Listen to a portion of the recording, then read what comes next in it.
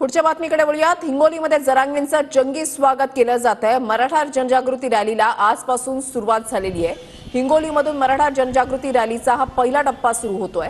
मनोज जरांगेंच्या स्वागतासाठी हिंगोलीमध्ये जोरदार तयारी करण्यात आलेली आहे। फुलांची उधळण करण्यासाठी जेसीबी सुद्धा बोलवण्यात आलेले आहेत आणि जरांगेंचा ताफा जो आहे तो आता हिंगोलीमध्ये पोहोचतोय।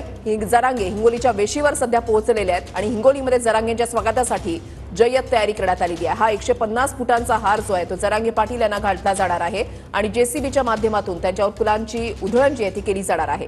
13 तारखेपर्यंत पहिल्या टप्प्यामधली ही रॅली जी आहे मराठा शांतता रॅली ही काढली जाणार आहे आणि दुसऱ्या टप्प्यामध्ये पश्चिम महाराष्ट्र विदर्भ या ठिकाणी रॅली जी आहे ती काढली जाईल अशी माहिती मनोज जरांगे पाटील यांच्याकडून देण्यात आलेली आहे। पहिल्या टप्प्यामधली रॅली जी आहे ती निघते मराठवाड्यामधल्या वेगवेगळ्या भागांमधून। 13 जुलैला या रॅलीची सांगता होणार आहे।